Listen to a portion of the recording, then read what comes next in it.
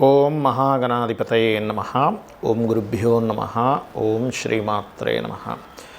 పరమేశ్వర స్వరూపమైనటువంటి జ్యోతిష, వాస్తు మరియు ఇతర అనేకమైనటువంటి శాస్త్రములను మనకు అందించినటువంటి మహర్షులకి నమస్కారం.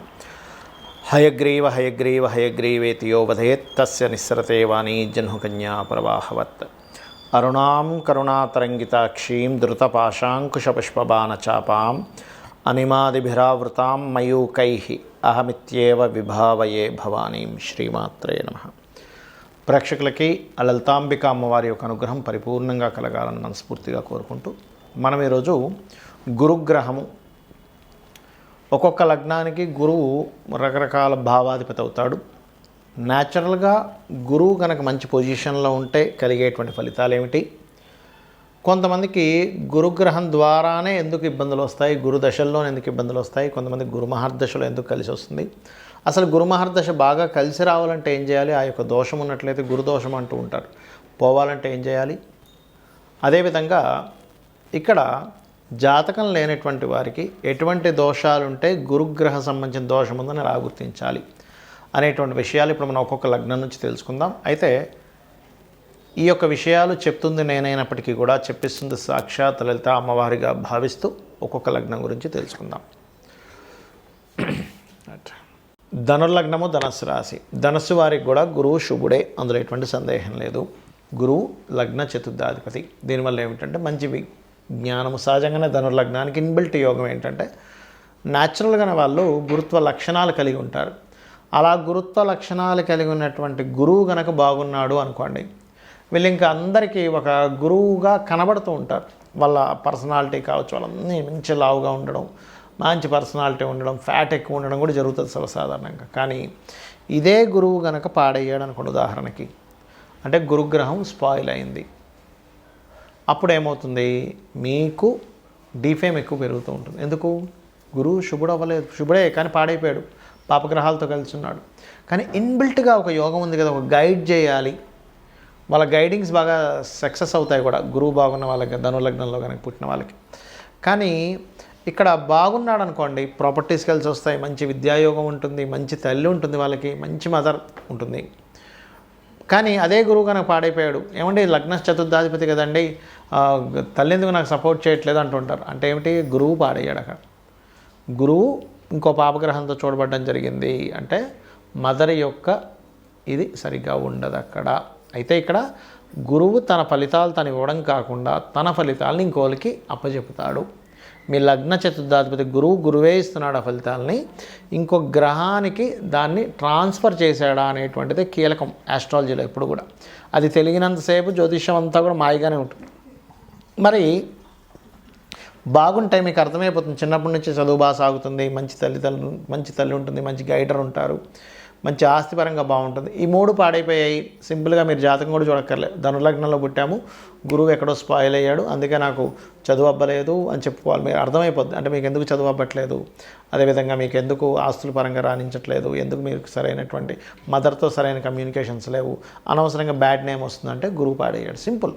ఇంకక్కడ ఒక్కొక్కసారి చూడడానికి చతుర్థంలో ఉన్నట్టు ఉంటాడు, కానీ ఏమైపోతుందంటే అది శని ఇంకొక రాశిలో కూర్చుంటాడు. ధనస్సులో వచ్చి శని కూర్చున్నాడు, మీనంలో చూస్తే గురువు ఉన్నాడు, కానీ దాన్ని కంట్రోల్ చేస్తుంటాడు శని. ఇది మీరు అర్థం చేసుకోవాలి. ఇక మీరు చేయవలసిన దేవతారాధన ఎక్కువగా సుబ్రహ్మణ్యేశ్వర స్వామి, నరసింహస్వామికి ఎక్కువగా చేసుకోండి. దత్తాత్రేయ మంత్రం చదువుకోండి గురుబలం రావాలి అంటే. గురుమూర్తి గుణనిధి గోమాత గుహ జన్మభూ అనేటువంటి నామం ఉంటుంది లలిత సహస్రనామాలు. దానికి ముందు ఓము, లాస్ట్లో నమః కలుపుకొని చేసుకోండి, అన్ని విధాలా బాగుంటుంది. ఇక్కడ కొంతమందికి గురుమహర్దశ వచ్చినప్పుడు కూడా ఇబ్బంది ఉంటుందండి.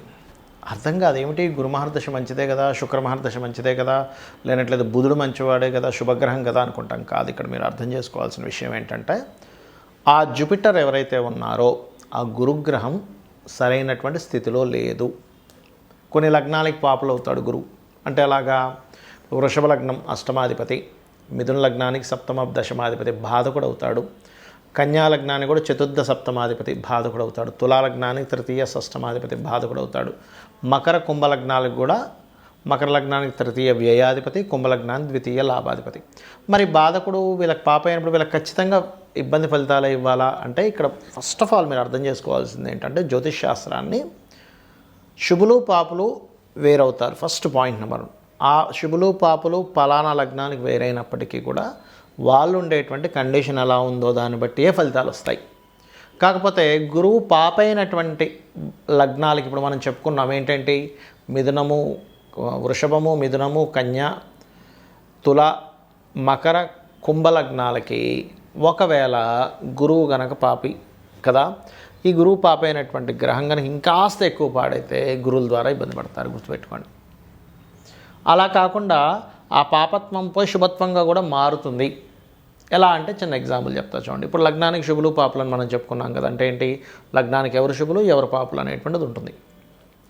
ఇక్కడ ఒక కాన్సెప్ట్ ఏంటంటే శుభగ్రహాలు ఖచ్చితంగా శుభ ఫలితాలు ఇవ్వాలని లేదు, పాపగ్రహాలు ఖచ్చితంగా పాప ఫలితాలు ఇవ్వాలని లేదు. మీకుండేటువంటి జాతచక్రంలో ఉండేటువంటి కాంబినేషన్స్ బట్టి మారిపోతాయి. ఇది ఫస్ట్ గుర్తుపెట్టుకోవాలి. రెండవది ఏంటంటే ఈ శుభులు పాపులు పిఏసి అంటే ప్లేస్మెంట్, ఆస్పెక్ట్ అండ్ కంజంక్షన్, దీనివల్ల మార్పులు వస్తూ ఉంటాయి. ఇక్కడ ఏంటంటే మీకు గురుగ్రహం సహజ పాపి అయి పాప సంబంధంగా ఉన్నప్పుడు కలిగేటువంటి ఫలితాలు మరింత ఎక్కువగా ఉంటుంది ఇబ్బంది.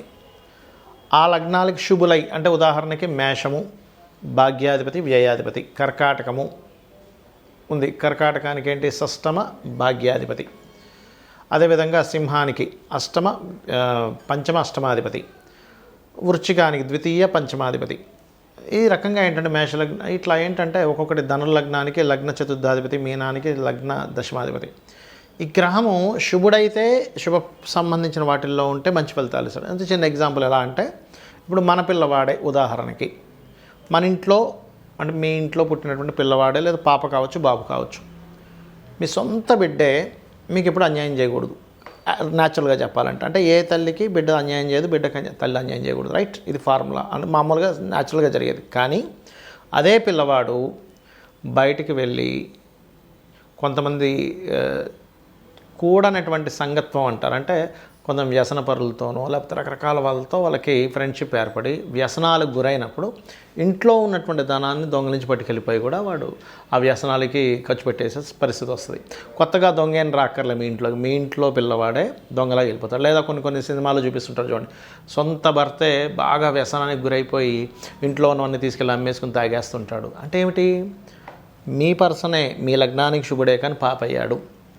ఒక్కోసారి మన వాళ్ళు సపోర్ట్ చేయమని బయట వాళ్ళు సపోర్ట్ చేస్తారు మనకి. అప్పుడేంటి, మీకు మీ లగ్నానికి శుభుడు కాకపోయినా బయట వాళ్ళంటే అది శుభుడైతే బయట వాళ్ళ నుంచి ఎట్లా వస్తుందో యాజ్ ఇట్ ఈజ్ అట్లాగే. అయితే ఇక్కడ కొంతమందికి లగ్నానికి శుభులు పాపులు పక్క పెడితే అసలు జాతకమే తెలియదు. అలాంటప్పుడు ఎలాంటి ఫలితాలు వస్తాయి, గురువు పాడయ్యారని ఎట్లా గుర్తించాలి అంటే గురువారాలు మీకు బ్యాడ్ ఎఫెక్ట్స్ ఎక్కువగా వస్తూ ఉంటాయి. అంటే గురువారాలు ఏదో ఒక డిస్టర్బెన్స్ రావడం జరుగుతూ ఉంటుంది. ఇక్కడ ఫస్ట్ ఆఫ్ ఆల్ మనం అర్థం చేసుకోవాల్సింది ఏంటంటే ఎందుకు గురువు పాపిగా అవుతాడు, గురుగ్రహం ఎందుకు మీకు ఇబ్బంది ఇస్తుంది అంటే పూర్వజన్మల్లో గురుద్రోహం చేసిన వాళ్ళై ఉంటారు వీళ్ళు. అంటే గురువుని గనక కించపరచడము, మీకు మంచి చేద్దామని చూసేటువంటి గురువునే వాళ్ళను మోసం చేయడము, వాళ్ళ గురించి దుష్ప్రచారాలు చేయడము, దగ్గరుండి గురువుగారి దగ్గర మాత్రం దగ్గరుండి అవునండి మీరు చెప్పింది కరెక్టేనండి అనుకుంటూ పక్క పోయి నేను గురువు అండి ఈయన అట్లాగా ఇట్లాగా అని చెప్పి చేసినట్లయితే అది చాలా పెద్ద దోషం. మీకు నచ్చలేదు పక్కకి వెళ్ళిపోండి, ఆయనకి వ్యసనాలు ఉన్నాయి లేకపోతే ఇంకోటి ఉన్నాయి, పక్కకి వెళ్ళిపోండి, సైలెంట్గా వెళ్ళిపోయి మీ పని మీరు చేసుకోండి. అంతేగాని అనవసరమైనటువంటి దుష్ప్రచారాలు చేయకూడదు. అలా అని మరి చాలా దారుణాలు జరుగుతున్నాయండి నేను దాన్ని బయట పెట్టకూడదా అని అంటే అప్పుడు వేరు. బాగా దారుణాలు కొంతమంది చూస్తుంటాం మనం, డేరా బాబాలని మనం చూసాము. అట్లాంటి వాళ్ళు ఎవరైనా సరే ఇబ్బంది పెడితే అది మీరు అక్కడ అర్థమైపోయింది సిచ్యువేషన్, అప్పుడు వేరు. అంతేగాని కొన్ని మనస్పర్ధలు వచ్చాయని లేనటువంటివి అవతల వాళ్ళకి ఏదో చెప్పేసి చేయడం మాత్రం కరెక్ట్ కాదు, గుర్తుపెట్టుకోండి, రైట్? అయితే ఇక్కడ మీకు గురుగ్రహ బలం ఎవరికైనా సరే పెరగాలంటే కొన్ని మార్గాలు ఉన్నాయి. ఏమిటది అంటే ఒకటి దత్తాత్రేయుడి యొక్క ఆరాధన చేయడం, అంటే జయ గురుదత్త శ్రీ గురుదత్త లేదా దిగంబర శ్రీపాదవల్లభ దిగంబర. గురుగ్రహం లోపించిందనుకోండి సంతానానికి కూడా ఇబ్బంది ఇస్తూ ఉంటుంది. అదేవిధంగా గోవుకి మనకి చూడండి అరటికాయలు అంటారు, అరటికాయల్ని చక్కగా తినిపించడం గోవుకి. దత్త క్షేత్రాలకి వెళ్ళడం, దత్త పారాయణం చేయడం, వీలున్నప్పుడల్లా కూడా మామిడి పళ్ళు అరటిపళ్ళు లాంటివి ఆలయాల్లో కానీ లేనట్లయితే బ్రాహ్మణులకు కానీ దానంగా ఇవ్వడం, ఇవి ఎక్కువగా చేస్తుండాలి. ఎక్స్పెక్టేషన్స్ అనేది గురువు పాడేయాలంటే మీరు అక్కడి నుంచి ఇంకేదైనా పొందుదామని చూస్తూ ఉంటే ఏమైపోతుందంటే అది రివర్స్లో మీకు ఇబ్బంది ఇస్తూ ఉంటుంది. కాబట్టి ఇది ముఖ్యంగా తెలుసుకోండి. సర్వసాధారణంగా గురువు ఏంటంటే శని రాహు సంబంధం మూలంగా పాడవుతుంటాడు. గురు చండాల యోగం అంటూ ఉంటారు. కొంతమందికి నీచభంగ రాజయోగం జరుగుతుంది మళ్ళీ గురువు ద్వారా, అది వేరు. అది సమ్ డిఫరెంట్ టర్మ్స్ అండ్ కండిషన్స్లో గ్రహాలు ఉండేటువంటి స్థితి బట్టి జరుగుతూ ఉంటుంది. అయితే ఇక్కడ మీరు అర్థం చేసుకోవాల్సింది ఏంటంటే గంధముతో గనక మీరు మూర్తి ఏ దేవతామూర్తిని పూజిస్తుంటారో గంధముతో గనక మీరు పూజించినట్లయితే మన శాస్త్రాల్లో ఉన్నటువంటిది ఏంటంటే గంధము ద్వారా పుణ్యం వస్తుంది. ఆ పుణ్యము మీరు పూర్వజన్మలో చేసినటువంటి పాపము మిమ్మల్ని ఇబ్బంది పెట్టకుండా అడ్డుకొని మిమ్మల్ని కాపాడుతూ ఉంటుంది. కాబట్టి మీరు ఏం చేస్తారు, మీ జన్మజాతకంలో గురువు పాడైతే నేను చెప్పినటువంటి దానాలు ఇవ్వండి. శనగలు లేదా ఎల్లో కలర్ వస్త్రం కూడా ఇవ్వచ్చు. లేదా ఆ గ్రహం ఏ గ్రహాల ద్వారా కంజంక్టై పాడైందో ఆ గ్రహాలు కూడా ఇచ్చుకోవాలి. అంటే గురువు ఉదాహరణకి శనితో కలిసినాడు, శనికి ఇవ్వాలి. గురువు రాహుతో కలిసినాడు, రాహుకి ఇవ్వాలి. గురువు నీచబడినటువంటి కుజుడితో కలిశాడు, అప్పుడు కొంచెం కుజుడికి ఇవ్వాలి. ఎందుకు, నీచబడినటువంటి గ్రహం పక్కన ఉండడం వల్లే గురువు పాడైంది కదా. ఇప్పుడు ఎట్లా అంటే చిన్న ఎగ్జాంపుల్ చెప్తా చూడండి. ఇప్పుడు మనం ఊపిరి పీల్చుకుంటున్నాం, జలుబు పట్టేసింది బలంగా. ముక్కుది కాదు దోషం, జలుబు రావడం వల్ల మీకు ఊపిరి సరిగ్గా పీల్చుకోలేకపోతున్నారు. అప్పుడేంటి, ఆ జలుబును తొలగిస్తే ఊపిరి బాగా పీల్చుకోగలుగుతారు. అంటే ఏంటి, గురుగ్రహం ఏ గ్రహం ద్వారా పాడైందో ఆ గ్రహానికి చేసుకోవాలి. ఆ గ్రహానికి కనుక చేసుకుంటే ఖచ్చితంగా మీకు బాగుంటుంది. ఇంకోటి ఏంటంటే పాజిటివ్ థాట్స్. ఎప్పుడూ ఎవరికైనా సరే సహాయం చేద్దామా, ఎవరికైనా గైడింగ్ చేద్దామా. మిస్గైడింగ్ చేయడం చేస్తే కూడా గురుదోషం వస్తుంది. ఎవరికైనా మిస్గైడింగ్ చేసాము, గురుగ్రహ దోషం, నెక్స్ట్ జన్మలో గురువు సరైనటువంటి సిచ్యువేషన్లో ఉండడు. ఎవరికైనా అనవసరంగా దూషిస్తున్నాం, గురుగ్రహం సరిగ్గా ఉండదు, వాళ్ళకి పాడైపోతుంది.